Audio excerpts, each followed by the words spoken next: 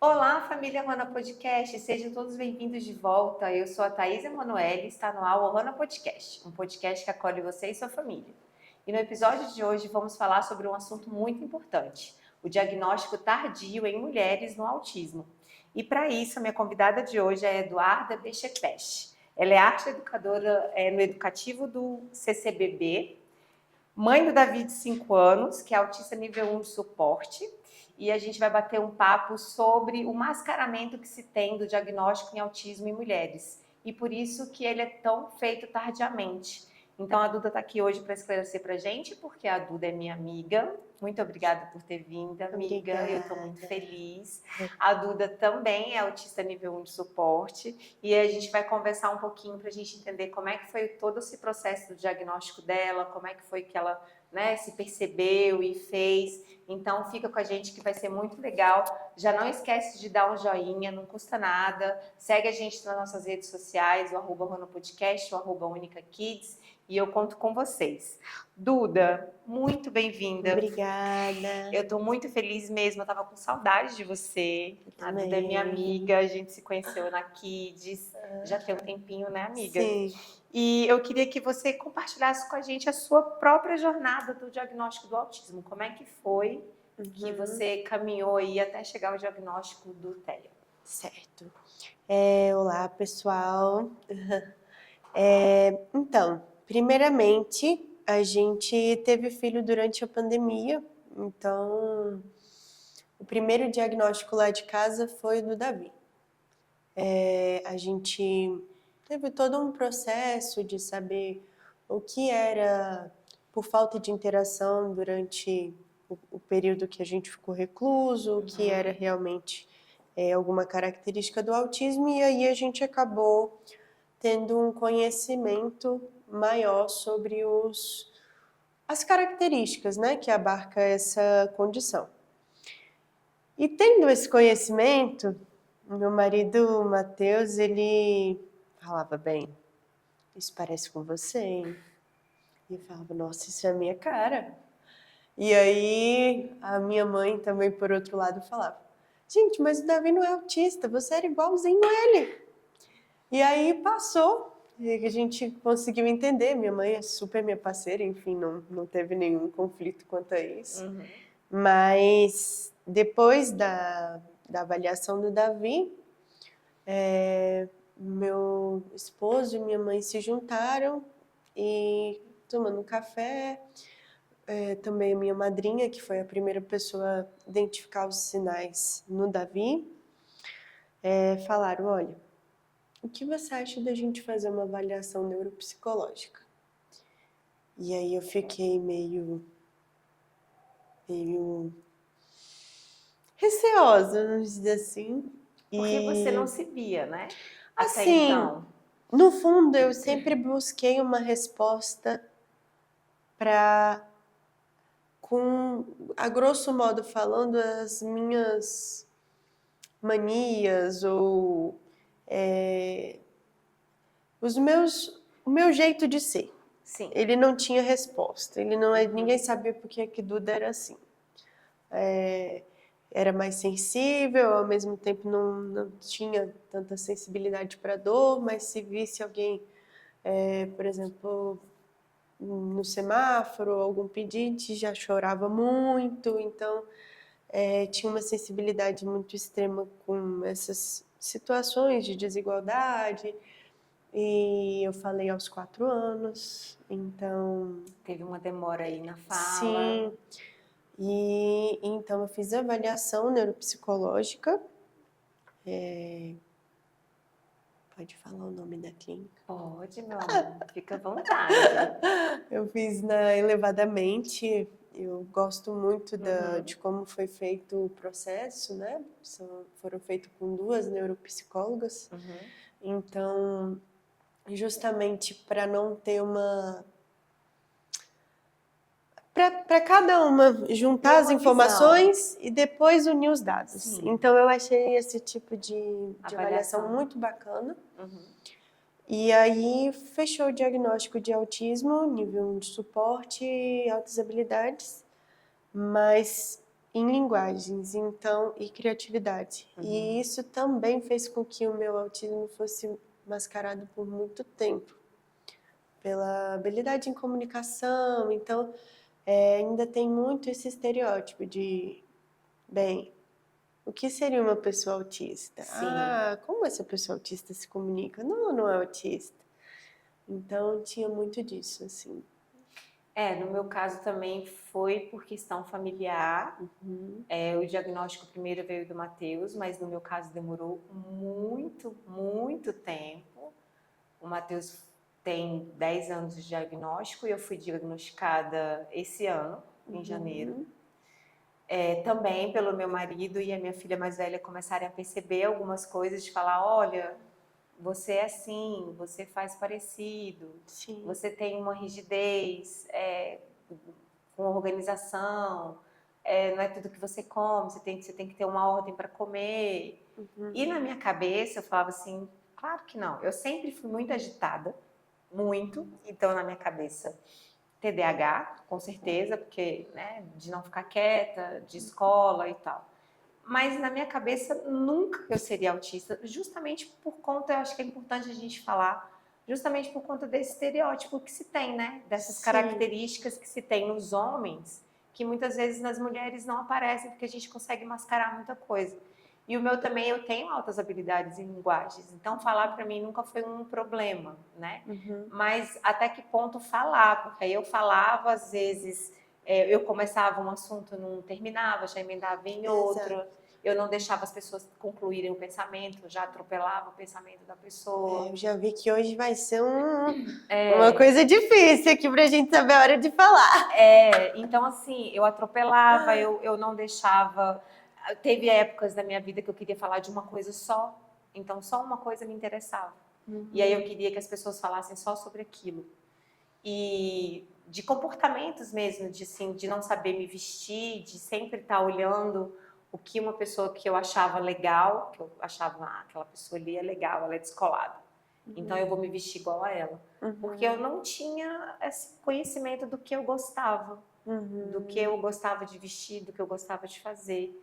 E eu queria saber se isso aconteceu com você também. Bem, durante a minha adolescência, a minha infância toda foi em busca de saber o que eu tinha, dentre todos os acontecimentos de uma infância e tudo mais. A minha mãe foi uma mãe solo, então, mesmo com todas essas vivências, ela sempre buscou saber o que era de tão diferente, que eu não conseguia ser alfabetizada, que eu não falava igual as outras crianças, tão rápido, né? Mas que eu tinha outras habilidades, como habilidades artísticas, desenhava muito cedo, enfim. E aí não fechava um diagnóstico. A médica, a pediatra, ela me conta que falava, olha, sua filha precisa ser tratada por um neuropediatra. Eu não trato a sua filha. Mas não se sabia por quê. Por que não te tratavam? Então, o que acontece é que durante esse momento, né, eu passei então a ter interesses específicos, por exemplo, na escola ou em outros lugares, e o que era muito difícil, por exemplo, matemática. No início não era difícil para mim, mas a partir do momento de uma nota baixa, então vem a poda neural. Eu não sou boa nisso. E aí eu não sou boa nisso, não adianta professor de reforço, não adianta, eu não sou boa nisso. E realmente é o que a gente chama de poda neural, que a gente acha às vezes que acontece só quando você é pequeno, né? E aí, o meu diagnóstico aos 16 anos, que não foi um diagnóstico por uma neuropsicóloga ou neuropsicólogo que eu já trago aqui, que foi uma hipótese de TDAH. Porque, por exemplo, para assistir aula eu precisava desenhar. Ou para falar, eu não gosto de olhar nos olhos. Sim. Você disse que estaria me olhando durante enquanto você fala. Mas eu percebi que você não fala olhando para mim, você me escuta olhando. Aham. Então tem muito disso, né? Da É. gente olha um pouco, mas Sim, eu preciso desvia. me concentrar. Enfim. Aham. Eu treinava, eu ainda faço isso, gente. Eu treino minhas expressões no espelho. Então, para vir pro podcast, eu ensaiei várias vezes. Olá, estamos no podcast, tá? Ai, que Eu fofo. ensaiei várias vezes para estar aqui hoje. Por exemplo, para ir para um enterro, algo mais sério, então eu treino uma cara triste, sabe? Assim, não é que eu não tô sentindo, mas assim, eu preciso treinar minhas expressões faciais. Então, eu tive um diagnóstico de TDAH, uma hipótese diagnóstica, porque eu reprovei em matemática. Então, eu não reprovei nenhuma outra matéria. Eu fiz a recuperação de química, passei. Em matemática, eles me reprovaram no segundo ano do ensino médio. Nossa. Então, isso mexeu muito com a minha autoestima.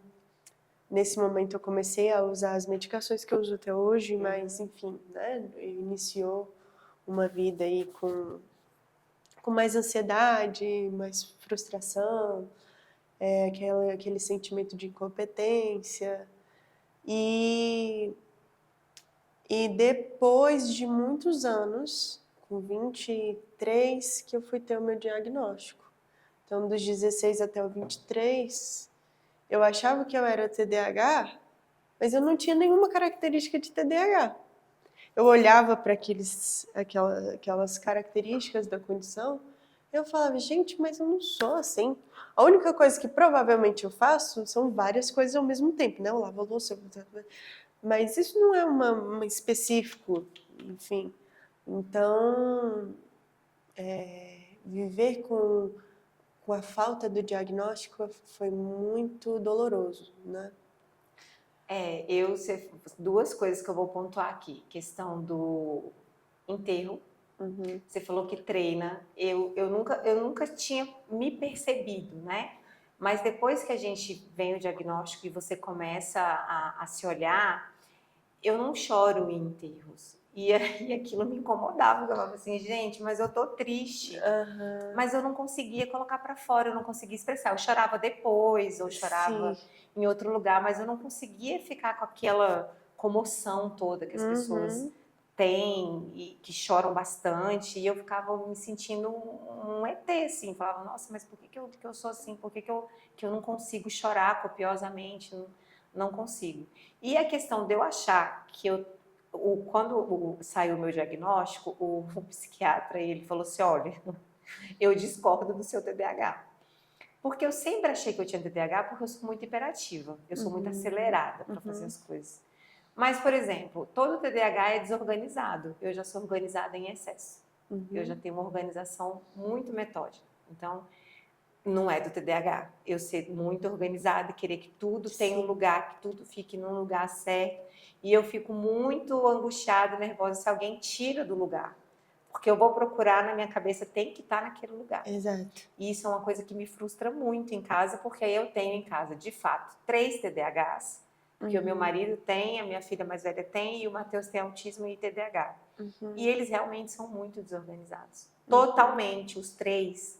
E eu fico dentro do caos, porque eu sou a única que falo, gente, mas isso tem uma lógica. Tem lógica para deixar assim, desse jeito, e não desse jeito. E isso é rigidez, né? Mas assim, isso tudo a gente vem depois do diagnóstico. Mas assim, eu sofri muito, porque ó, você foi diagnosticada com 23, eu fui com 43. E eu não queria aceitar, eu não queria de jeito nenhum, porque eu me senti culpada por conta do Matheus ser autista, e eu comecei a achar que a culpa era minha. Então, né, na terapia, o terapeuta vem trabalhando isso comigo, porque é recente, para eu não me sentir culpada. Eu queria saber de você também como é que foi quando você recebeu e como é que você viveu esse processo aí de diagnóstico. Eu também senti uma culpa muito forte, então eu acho que ser mulher e sentir culpa geralmente nasce ligado, né? Enfim. A nossa sociedade, infelizmente. Mas você ser mulher, ter tido um filho autista, e ser autista é uma culpa muito grande, assim, que se sente. Então, o processo de culpa para mim foi muito doloroso. A culpa de não de ter tido meu filho assim, mas de saber que ele iria sofrer numa sociedade por ser autista. Sim. E isso era um gene, muito provavelmente, meu. Sim. Não era culpa da demanda que ele que traz, né? Mas do sofrimento. Era uma culpa assim, eu causei o sofrimento do meu filho, da condição dele. E eu também faço acompanhamento com uma neuropsicóloga, minha psicóloga, e ela tem especialização no autismo na vida adulta. Então é muito bacana. E no início eu troquei o tratamento porque não estava dando certo com uma pessoa que não era especializada nessa área. E aí começou a caminhar para, de um lado, em casa, né? Meu esposo reforçava o fato, né, de existir tantas possibilidades. E outra, o fato de... E aí, né, gente, vamos puxar a sardinha para o nosso lado. De nós sermos pessoas maravilhosas e sermos autistas. Sim. Então, não é pelo fato... Eu comecei a tentar ver com uma outra perspectiva e como eu gostei muito não sei como chama, mas a frase de efeito do podcast de ser autismo sem romantismo. Então, sem romantismo. Então não é romantizando o fato de somos super mulheres, não, muito pelo contrário. Temos muitas limitações, mas temos muitas habilidades com outras coisas também. Então, o transtorno do neurodesenvolvimento, que é o autismo, ele traz déficits, mas ele traz também, abarca outras condições, outras vivências, que meu filho só vai poder viver porque ele é autista. Sim. Ele só vai poder sentir o vento daquele jeito porque ele é autista. Ou ele vai para algum lugar e comer uma comida muito gostosa todos os dias porque ele é autista. Então, eu fico até arrepiada de falar isso, porque eu tentei pensar, bem, quais são as vivências que eu vivo unicamente por eu ser uma pessoa autista? E eu pensei, bem, meu filho vai viver porque ele é autista. E aí, isso me tirou desse lugar de sofrimento mesmo, é um lugar muito de sofrimento, né? É de sofrimento. Eu sofri bastante durante 3 meses e aí eu tomei a iniciativa de procurar ajuda, né, mesmo, de psiquiatra, de terapia, comecei a tomar medicação, porque eu tinha umas crises nervosas, assim, por nada e eu não entendia, não era por nada, é porque eu estava sobrecarregada, sensorialmente falando, e eu acabava tendo a crise, mas eu achava que era, porque eu sou nervosa, porque eu sou estressada. E veio para mim a dificuldade, assim, eu ainda não tenho, assim, agora, claro, todo mundo que me segue no podcast sabe que eu sou autista, mas, por exemplo, não falei para ninguém no trabalho, não cheguei e falei, olha, pessoal, saiu o diagnóstico, eu sou autista. Não vejo essa necessidade, mas, assim, já teve pessoas que ficaram sabendo e falaram assim, lógico que não, você não é autista. Porque você consegue socializar, porque você consegue interagir, Tá errado, porque né? você fala, você consegue se comunicar. E aí eu fico assim, e aí eu não consigo dar resposta, porque isso para mim ainda é muito novo. Mas eu fico pensando, cara, as pessoas não têm noção do que é você ter prejuízos que a gente tem, por exemplo, em dizer não, de você não saber quem você é, de você ir na dos outros porque você não se conhece, porque você vive a vida toda tentando imitar e ser outra pessoa. Porque no meu caso, é assim, sempre foi assim comigo. Eu tentava ser outra pessoa porque eu não sabia quem eu era. E isso é muito sofrido, é muito dolorido. Eu lembro que uma vez a minha irmã me levou para a faculdade dela. Eu tinha por volta de uns 9 anos. E o professor, enfim, ele foi assistir aula e eu achei o máximo eu estar numa faculdade, né? E aí o professor fez uma dinâmica com o pessoal que era de desenhar o animal que você seria. E eu quis participar, óbvio. E eu lembro que eu desenhei um camaleão. E aí as pessoas me perguntaram, por que você desenhou um camaleão? E eu falei, porque dependendo de onde ele está, ele se camufla. Se ele estiver num tronco, ele vira o tronco. Se ele estiver numa folha, ele fica verde. E eu falei, eu sou assim. Eu consigo me adaptar ao ambiente que eu tô para ninguém me perceber. Sim. E aí isso foi muito impactante para mim, porque eu nunca esqueci desse camaleão. E, enfim, depois na faculdade o professor falou uma palavra em português errado, e aí eu corrigi o professor, minha irmã ficou de recuperação. Ela disse, nunca mais você vai voltar nessa faculdade de nada. Mas, assim, é literalmente a falta do senso crítico do que eu tô numa posição que eu não deveria corrigir o professor, porque... E na minha cabeça não, é assim, ele é professor, ele tem que saber. Então, isso sempre existiu em mim, essa falta de habilidade de saber o que falar, o que não falar. Sim. Ou de não ser uma pessoa inconveniente aos olhos da sociedade. O que para mim é muito mais simples eu falar, olha, vem cá, eu tô com raiva de você, porque você fez isso, isso, isso, isso. E aí a gente resolve. E aí eu me deparo num mundo que isso é feio. Então é mais legal a gente sorrir e seguir a vida como se deixe isso pra lá. E o deixa pra lá não existe pra mim.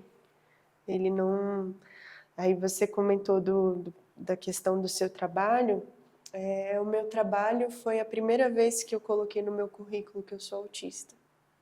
Que legal. Então, eu entreguei o meu currículo durante a entrevista. A gente fez a entrevista, foi bem bacana, e aí no final eu falei, veja, bem, tem uma coisa que eu não sei se vocês leram o currículo, que a gente estava sem currículo ali na hora e tal, mas a última colocação do currículo eu falei que eu sou uma pessoa na condição de pessoa autista. E se vocês quiserem me contratar, é com essa condição. E falar isso demorou um tempo, mas foi libertador. Foi libertador eu falar bem assim, eu sou assim e eu cansei de me adaptar. Eu quero que algo se adapte a mim também.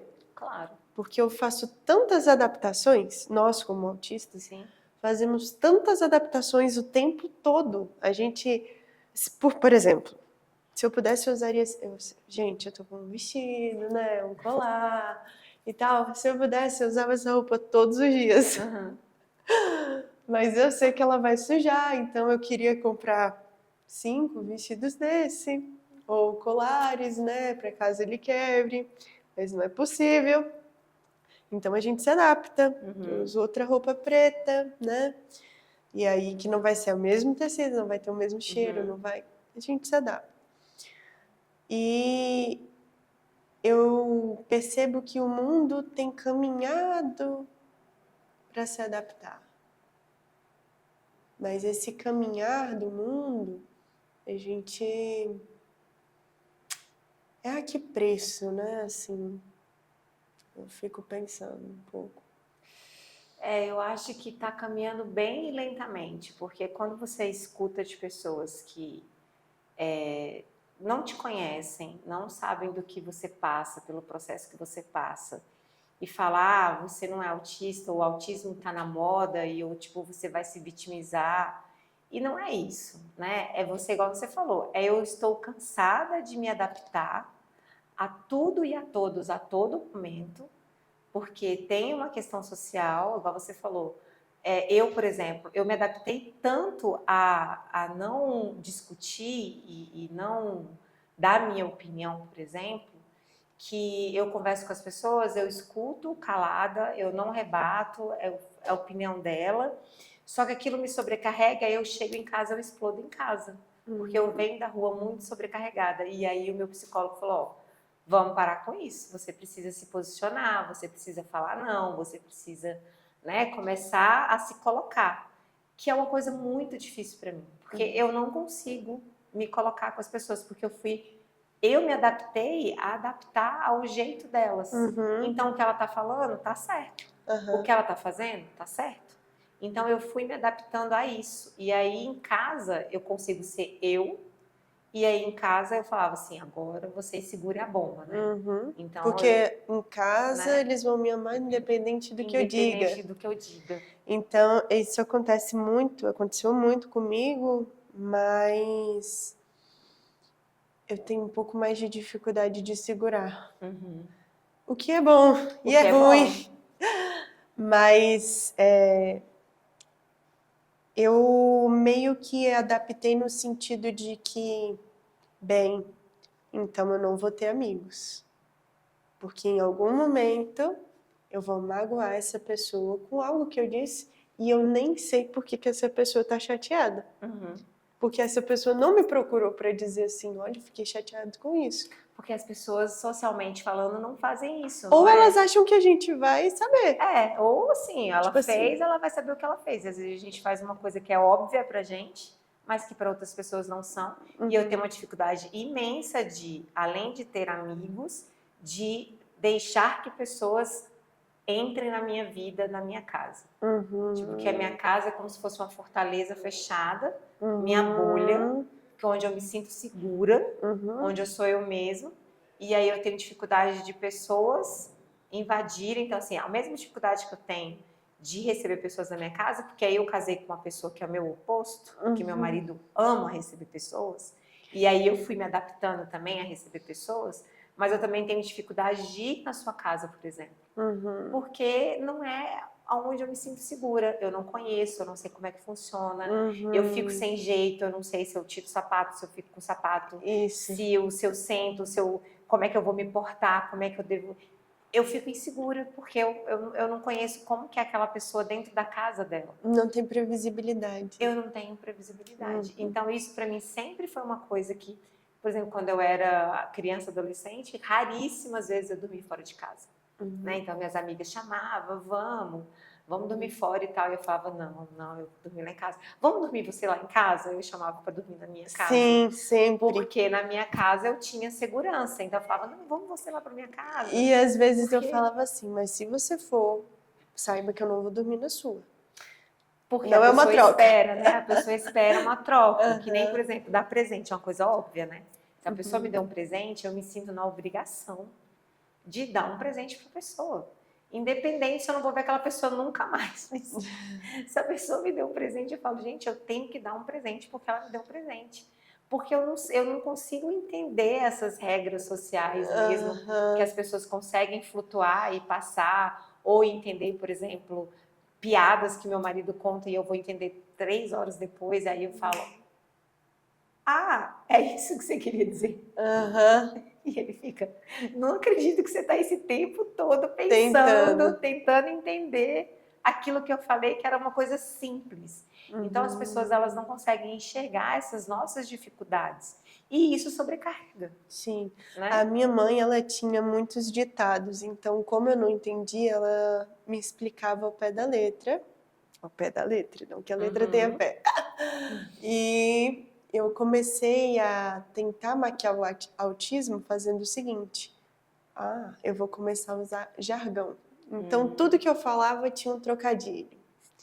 E aí, eu ainda perguntava para as pessoas, mas você sabe que eu tô brincando, né? E elas, Duda, você não precisa avisar que você tá brincando, é óbvio. E aí eu ficava, é óbvio. Realmente. Então não precisa explicar que eu tô brincando. Mas era algo realmente bem mecânico, assim, bem... E seguia sempre uma lógica, então na minha cabeça sempre muito construída por lógica, E é um dos fatos, por exemplo, de eu não chorar em enterro. Eu choro no enterro, por exemplo, eu chorei no enterro da minha avó, que passou a vida, né? Eu tenho 2 avós, uma faleceu, e aí eu entrei em crise, eu não chorei, eu entrei em crise, eu estive no chão, me bati, enfim. E aí, o que parecia um exagero para quem estava olhando. Mas as demais pessoas eu penso, uau, tá todo mundo da família aqui. que interessante. Vou falar com esse primo que eu não vejo há muito tempo. Sim, a gente acaba puxando um papo que não é um papo de velório, né? E aí eu pergunto, oi, como é que você tá? E aí é meio óbvio que tá muito E a triste. E eu pessoa, fico... fica olhando pra você. Eu passo por isso também. Então essas regras sociais, elas não funcionam pra mim, nem o sentido das pessoas ficarem com raiva por você.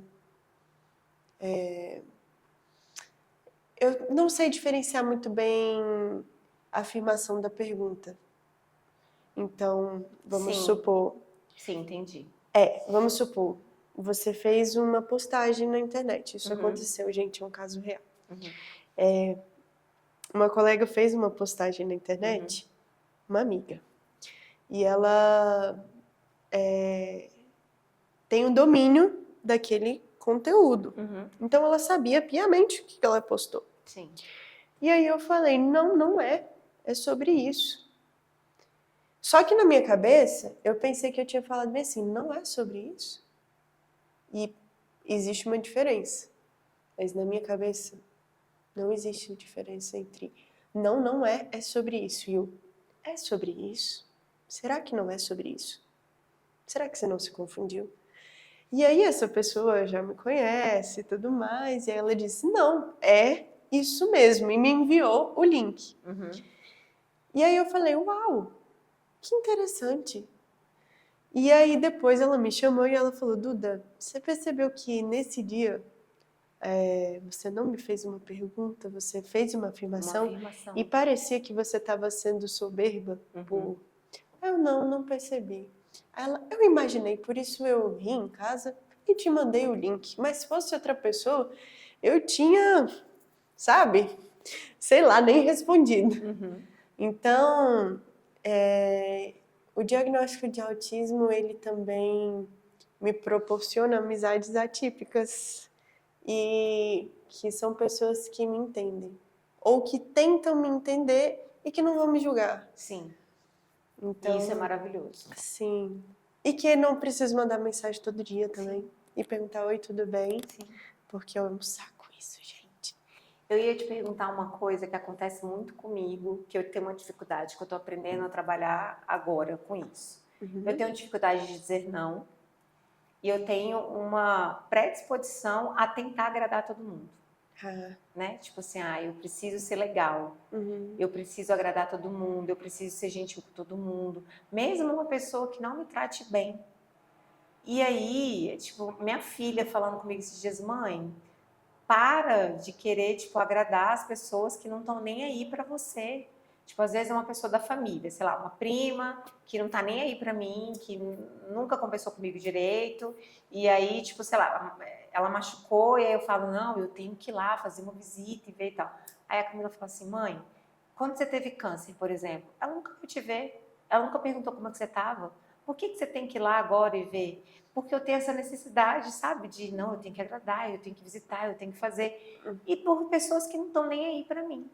Então, isso também é uma dificuldade que eu tenho, que eu estou aprendendo a separar as pessoas que realmente se importam comigo, que vale a pena eu gastar minha energia, de todas as pessoas. Eu queria saber se isso acontece com você. Assim, desde já eu acho a importância da terapia. A gente faz o acompanhamento, né, dentro de cada área e tudo mais. Porque sem a terapia, talvez eu não percebesse esse comportamento. Mas com uns anos trabalhando, eu percebi que eu fazia, ou faço um pouco ainda, não sei, a mesma coisa. Porque eu me sinto tão diferente e tão sozinha que eu gostaria que alguém gostasse de mim. Sim, eu também. Então, é triste, né?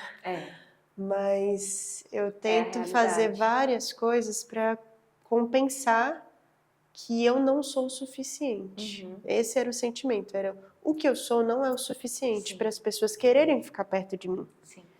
Então, já que eu não sou o suficiente, eu vou ser legal, eu vou ser gentil, eu vou falar muito, eu vou fazer caras. E isso não era uma falsidade, era realmente uma tentativa de ter uma amizade. Uma necessidade Uma mesmo. necessidade de aprovação. É. E aí um dia, durante a pandemia, eu e meu esposo fizemos terapia de casal, né? Acontece, né, gente? Então, a psicóloga, excelente, essa psicóloga também, maravilhosa. Ela, eu vou falar o nome dela, que é a doutora Raquel, ela trouxe algumas questões e ela falou uma frase que marcou a minha vida toda. Assim, eu nunca mais esqueci, já tem muito tempo, né, desde 2019. E ela falou bem assim: você aprova essa pessoa? Ela perguntou. Aí eu falei, não. Ela, o que essa pessoa faz? Você olha e fala, nossa, isso é uma coisa que eu valido. Aí eu falei, não. Aí ela falou, então, por que você quer a aprovação de quem você não aprova? Exatamente. Aí eu falei, eu não sei. E aí eu comecei isso virou uma... Eu gostei do Divertidamente 2, você viu? Sim, vi. Que Maravilhoso. tem um negócio que chama convicção. Isso. Isso virou uma convicção na minha vida. Então, toda vez que eu toco nesse fio, ele fala assim, você aprova essa pessoa? E eu falo, não. E aí eu falo, então eu não quero a aprovação dela. Porque essa necessidade a gente tem dos outros nos aprovarem, né? Mas é algo que não é é? automático, é algo muito... Eu tenho que trabalhar muito para não fazer essa barganha comigo mesma. Então eu trabalho muito para falar, não vou ser gentil. Sim, não vou ser legal. Você tem que ser o que a pessoa merece, Sim. o que, né? Você Eu tem vou que ser dar. educada, olá. Você vai ser educada. Você não vai ser deseducado com os outros, mas a gente faz um esforço enorme para pessoas que, tipo, não estão nem aí pra gente, que não querem nem saber, que às vezes querem o nosso mal. E a gente fica lá tentando fazer as coisas para que a pessoa aprove, para que a pessoa te ache legal, te ache, né? E isso é muito cansativo. Eu ia chegar nisso com você. Eu me sinto muito cansada. Então, assim, eu demoro muito tempo para entender que eu não sou uma pessoa da noite, assim, de boate, de show lotado. Aquilo sempre me perturbou muito, mas eu não entendia. Porque a energia das pessoas me deixa sem energia, de pessoas que eu não conheço. Sim. É porque vem aquela questão da segurança, né? Da imprevisibilidade, do que vai acontecer num evento desse. Sim. Aí vem na minha cabeça, pode acontecer milhares de coisas. Então, assim, eu não me sinto segura. Sim. E aí aquilo tudo me deixa numa ressaca, num cansaço, que é como se eu tivesse... Para quem bebe, gente, que teve ressaca, é como se eu tivesse uma ressaca daquelas das piores do mundo. Se eu for, por exemplo, num shopping lotado e ficar lá 1 hora.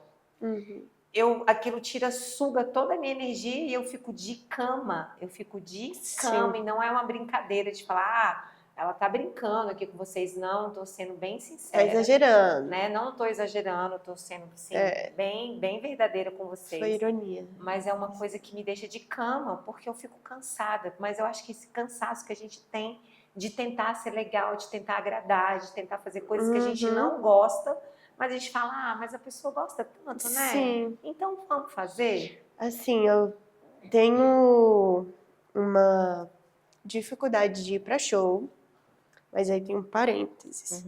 Porque eu tenho hiperfocos musicais. Então, eu fui no show do Emicida, que ele, assim... Emicida, se um dia você me ouvir, por favor, fala comigo. Emicida, por favor, fala comigo, que eu também sou sua fã. Ele mudou... A música dele mudou a minha vida. Então, algumas pessoas ao longo da minha vida mudaram a minha vida. Sim. Uma delas foi meu marido, outra a psicóloga, outra essa amiga que eu falei. A minha mãe, ela muda constantemente, né? Meu filho. Mas... Minha avó, enfim. Mas o Emicida, ele tem uma música que fala Levanta e Anda. E eu me via numa situação em que eu tava... Meus amigos tinham se formado, todo mundo com diploma, indo para empregos, né? Enfim. E eu tenho um texto que é no banco. Eu escrevi um texto que se fala no banco, que era o banco da terapia. Eu estava ali sentada, 2 anos no banco da terapia do meu filho. Isso não é culpa dele, isso não... Mas foi algo que eu abri mão para que ele tivesse outras habilidades e não precisasse abrir mão enfim, de uma formação, de algo assim. E aí eu conto nesse texto como era ver, por exemplo, e não é num termo de inveja, não é querendo o lugar do outro, mas é num aspecto de sentar e observar. E que é dolorido você observar. É dolorido você não, sabe, não agir, você ter que esperar. Esperar é dolorido. E quando eu comecei a voltar a estudar, eu fui educadora social numa escola, né? Não lembro como chama. É educador social mesmo. Educador, aqui no né? Que GDF você tem. recebe uma bolsa Isso, só para uma ir. bolsa só para Eu lembro que era R$150. Isso, educador social mesmo. Isso. E aí eu ia porque, assim, uau, o Davi tinha iniciado na escolinha pra gente ver se realmente, né, se era o autismo ou falta das habilidades durante a pandemia. E eu falei, bem, já que ele tá esse período na escola, eu vou na educadora social e eu vou lá ver o que que dá. E aí foi quando eu me encontrei na pedagogia também. Mas eu todos os dias colocava o Emicida. Você vai sair dessa prisão. Você vai atrás desse diploma. E eu ficava chorando no ônibus, assim, ele falava, faz essa por nós, e aí às vezes eu achava que ele estava falando comigo, sabe? Eu sei que a questão da música dele é algo que vem da questão racial, de vulnerabilidade e tudo mais, mas de alguma forma a música dele me toca muito, muito mesmo, no sentido do autismo, no sentido de ser mulher, no sentido de não ter voz. Então, quando eu ouvia isso, todos os dias eu pensava que eu vou sair dessa prisão. A prisão de estar tanto tempo esperando. E eu vou atrás desse diploma. E eu ia todos os dias, pegava o ônibus, eu sabia que eu só tinha o dinheiro do ônibus e ia. E aí teve o show do Emicida. Então, como a gente estava falando, né, viajei aqui. Não, mas totalmente no contexto. Teve o show do Emicida e tinha muita gente, tinha muita gente. Super lotado. Eu fui nos 2 shows do Emicida. Um eu ganhei no Na Praia. E o outro, a gente foi mesmo assim como... Lá na Ceilândia? Não, foi um dia... Eu só fui no da praia porque um dia depois eu vi o da Ceilândia. Foi do Sesc, né? E eu fiquei muito triste. Mas aí eu fui no da praia, foi muito legal, muita gente. Eu fiquei meio nervosa, mas ele tava lá. E aí, na outra vez foi agora, aqui na Arena BRB. E eu segurei a mão do Emicida. Ai, meu Deus. E a produção dele me entregou uma ruda que morreu. Que eu aposto que tinha muito olhar ali na minha ruda. Com certeza. E ela morreu 3 dias depois, Emicida. E aí, aquele era o meu hiperfoco. O Emicida é meu hiperfoco. E aí, a música dele é o meu hiperfoco. Então, eu consegui estar naquele ambiente. Agora, se você me chamasse para outro show, eu não iria. Eu iria inventar qualquer desculpa. Ou, se você fosse fazer o seu aniversário num barzinho, eu não iria. Mesmo você sendo muito minha amiga, ou enfim, eu não iria. Se você vai fazer uma festa de não sei o quê, não conte com a minha presença. Só se for o Emicida, aí você conta com a minha presença. Que Só se for o hiperfoco. Só. Eu consigo ir, mas assim, e o Manuel demorou muitos anos para ele entender. Porque como aquilo me incomodava muito, chegava, tipo assim, meia hora, vamos embora. Aí ele falava para mim assim, como assim? A gente acabou de chegar. Como que você quer ir embora? Não, mas a gente já veio, a gente já falou com as pessoas. Tá bom. Vamos embora? Não, vamos ficar. Então eu fui aprendendo a ficar, mas eu tenho muito isso. Tem umas amigas minhas que me conhecem, marcam em algum lugar. Geralmente eu sempre sou a primeira a chegar, eu tenho muito problema com horário, mas eu não consigo ficar muito tempo. Eu fico um tempo e aí eu levanto e falo, gente, eu eu tenho que ir, né? O Matheus tá lá, eu tenho que ir. Dou uma desculpa mesmo por causa do Matheus, porque tá tarde, porque amanhã eu vou levantar cedo, porque alguma coisa, mas é porque eu não consigo ficar muito tempo fora de casa em alguns lugares.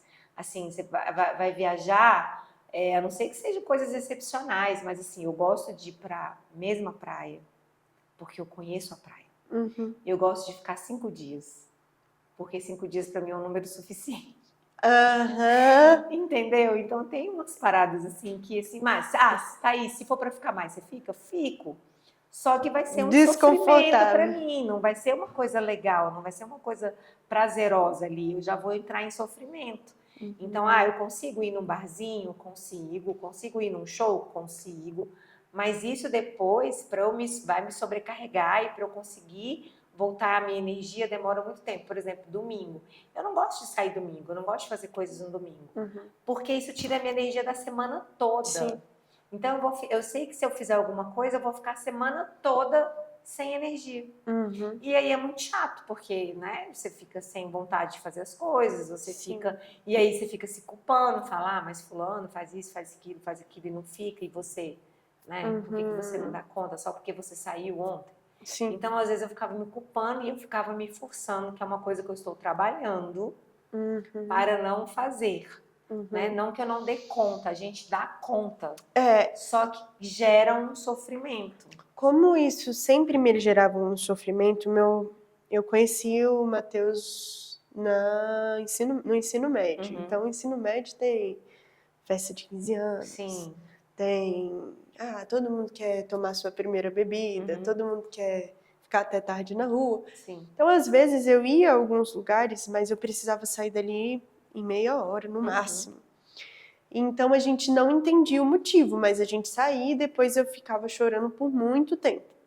E aí ele falou, por algum motivo, essas coisas te causam sofrimento. Então, vamos evitar de sair para algum barzinho, de encontrar em alguma festa com o pessoal e vamos selecionar algumas que você goste mais.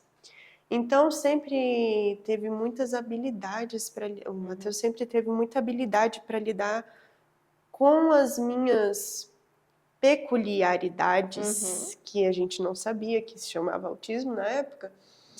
E aí, então, hoje eu tenho uma festa, por exemplo, da minha família. Eu vou meia hora. Mais que isso vai me causar sofrimento. Sim. E algumas hoje eu consigo falar, não vou. E aí a pessoa fala, poxa, que pena, não sei o quê. Eu falo, realmente eu vou precisar passar esse convite. E aí você falou, né, a gente às vezes põe uma desculpa no filho, enfim, ou em outras coisas na semana. Mas no início a gente não era assim. Eu não sei você, mas você já viu criança? Quando ela fala bem assim, vamos embora, esse lugar tá chato. Ou, eu não quero te abraçar, você é feio. Sim. E, assim, não tem um estereótipo do feio ou do bonito, mas pra ela, aquela pessoa... porque ela não tá naquele contexto social que o feio talvez fosse, eu não estou confortável. Não quero te abraçar. Mas aí você fala, não faz isso, não pode. Isso. Não pode falar isso. Tem que abraçar, e aí a gente faz o quê? Tem que cumprimentar. Inventa uma desculpa. Isso. Ai, mãe, vamos embora, eu tô com dor de barriga. Tô com dor de cabeça. Dor de cabeça, não tô se sentindo bem. Eu começo a dar outros nomes pro fato de que aquele lugar é chato. Ou aquele lugar é desconfortável, aquele lugar é barulhento. Então, eu sei que isso são habilidades sociais. Mas no momento que eu recebi o meu diagnóstico, foi bem quando... Eu tô falando muito? Não, posso falar? Meu amor, claro. Tá, eu já vou parar, esse é o último tópico, não, tá? Que isso? Enfim, no momento que eu recebi meu diagnóstico... Tá ótimo, Duda. Se eu não me engano, saiu advogada extraordinária. Se eu não me engano. Ótimo. Ou se foi muito perto, ou alguma coisa assim. E aí, eu fiquei com... Recomendo. Um Advogado Extraordinário tem na Netflix. É ótimo. Não julguem a atuação coreana, por favor, julguem, porque ela é daquela forma, é um tipo de atuação. Isso. E é incrível essa série. Incrível. Eu amei essa série. E eu amei tanto que eu passei a ser a Yu Yan Yu. Eu piscava igual ela. Eu cortei o cabelo como o dela. Eu comecei a andar igual ela. E o Matheus começou a ficar meio assustado. Sim. Porque eu estava recebendo meu diagnóstico e então tudo que eu não fazia, Você começou a fazer. eu falei, agora eu vou fazer. Não tem estereotipia, eu vou balançar, vou fazer steam, vou fazer flap, sei lá, vou começar... Eu não pegava fila preferencial, eu vou querer ser primeiro que a pessoa que tem 89 anos. Eu quero ser primeiro. Mas isso foi no início, gente. Assim, eu queria, sabe, falar pro mundo. Eu sou autista. Se eu pudesse, eu tatuaria aqui, ó. Eu sou autista. Ainda bem que não rolou, né? Foi só uma aqui de leve. Mas enfim. E aí... Vem por quê? Porque eu passo uma vida inteira me camuflando como um camaleão. Eu não sei quem eu sou. De repente, alguém me diz, você é autista? E aí, de repente... eu começo a experimentar tudo que eu não podia experimentar, até eu me reencontrar. Então eu faço tudo que eu não podia fazer e depois eu me reencontro. Então essa fase do reencontro foi maravilhosa para mim, porque eu ainda estou me reencontrando, gente. Mas foi isso de me respeitar e falar não posso ir. Não é por causa, mas é por causa da vida? Não. É porque eu não quero. Nossa, eu quero muito chegar nessa fase. Assim, vai te gerar algumas inimizades. Mas é ótimo que afasta também e aí fica só o povo que gosta de você. A gente falou, né? A gente tem que ficar com quem gosta da gente, como a gente é por perto, Isso. Né? E aí, um dia, eu não lembro, não pode falar palavrão, né? Não, bom não. Tá. Eu falei um palavrão pra minha mãe que começa com F e termina com hífen C. E aí...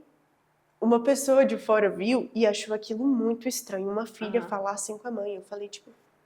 né? Só saiu. Enfim, que seja isso. Eu não tô nem aí, bababá.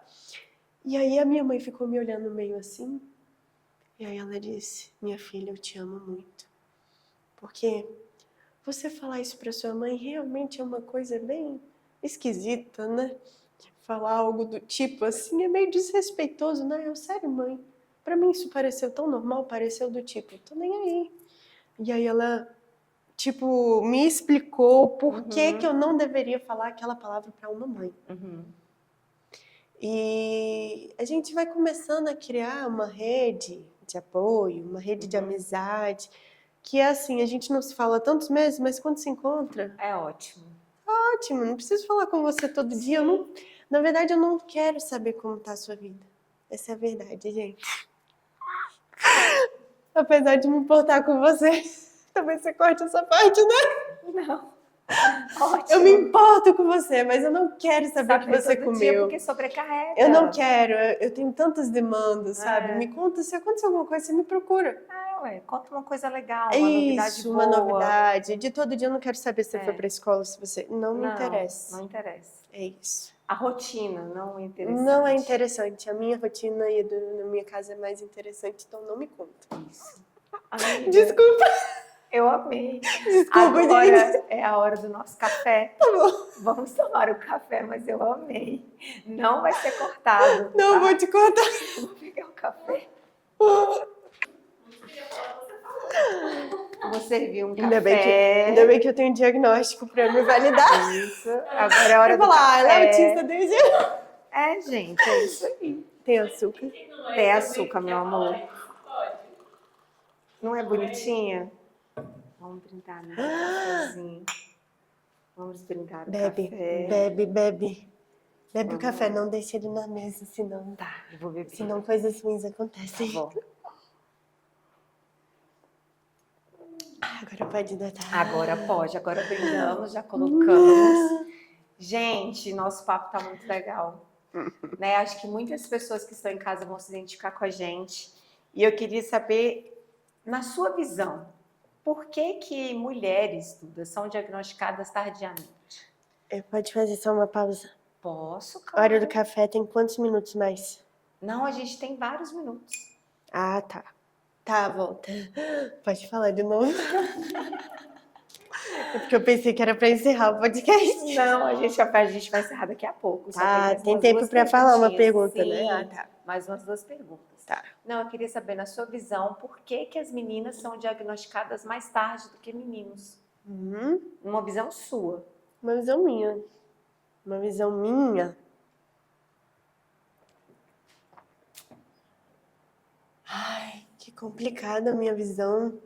Por que que você demorou? Por que que, Não, eu tenho uma resposta. por que que o seu diagnóstico demorou 23 anos? Sim. Sendo que meninos, a gente está vendo aí que atualmente tem crianças, meninos de 1 ano e meio, sendo diagnosticados. Bem, eu vou basear minha resposta num livro que chama Autismo em Meninas e Mulheres, da Silvia Estel Hu.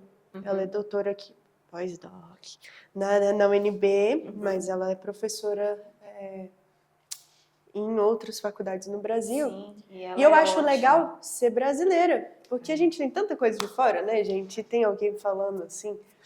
Ela conta uma coisa que eu concordo muito, e é por isso que eu falo que é complicado falar, para que eu não entre numa questão tão política, que é a negligência que nós temos sobre as mulheres.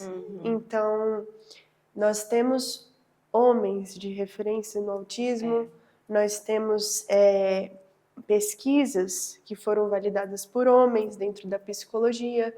Se você vai pegar os grandes nomes da educação, você tem Piaget, você tem Vygotsky, você tem Paulo Freire. Aí você tem uma Maria Montessori. É isso. E aí é raro, entende? E aí você tem tantas validações por homens que não vão entender realmente característica que nós entendemos porque nós maquiamos elas. Sim. Fomos nós que, assim, nos adequamos para estar nessa sociedade feita por homens. A sociedade faz a gente se adequar o tempo todo. Exatamente. Então, essa é a minha opinião. Assim, é a questão de... Gente, eu não sei se vocês sabem, mas o autismo, muita gente acha que ele foi um grande nome, foi Asperger, ou enfim, não sei como alguém gosta de falar o nome, mas a gente tem uma mulher ucraniana muito tempo lá atrás. Antes dele. Que fez o estudo antes. Então alguém pega o estudo que ela fez por ser judia, por ser ucraniana, e a gente tem toda aquela questão, né, União Soviética, tudo, exatamente. E eu não valido o estudo de uma mulher que é compatível da DSM-5. Então, eu acho importante a gente entender que você nascer mulher, você vai lutar. Você nascer com alguma vulnerabilidade financeira ou com indígena, preto ou pardo, você vai lutar. E você nascer com deficiência, você vai lutar. E nascer com transtorno do neurodesenvolvimento, que aí colocam a gente na deficiência, mas também não é deficiência. Aí coloca também como doença, mas também não é doença. Aí também coloca... Então a gente tem um transtorno do neurodesenvolvimento, que é uma condição, e que a gente também tem que lutar o tempo todo para ser validada. Então, a grande questão, e eu vejo a importância tão forte da gente ter uma apresentadora mulher, autista, mestranda em educação, em inclusão, e nós temos convidado as mulheres, porque a gente já tem muito homem falando, gente. Sim. Não, vocês não precisam não falar, mas a gente também quer espaço, sabe? Claro. A gente também quer ser validada e, principalmente, entendida. Sempre existiram autistas mulheres. Olha quantas pessoas estão tendo diagnóstico depois de 40, depois de 20, depois de 50, famosas. 50. A Letícia Sabatella, que é atriz, né? Sim, sim. O diagnóstico dela veio, ela tem 52 Uau, anos. ela tem 50. Que inspiração, de beleza, enfim. E assim, é muito forte isso, a gente entender que nós sempre estivemos aqui. Eu tive uma situação, enfim, que uma...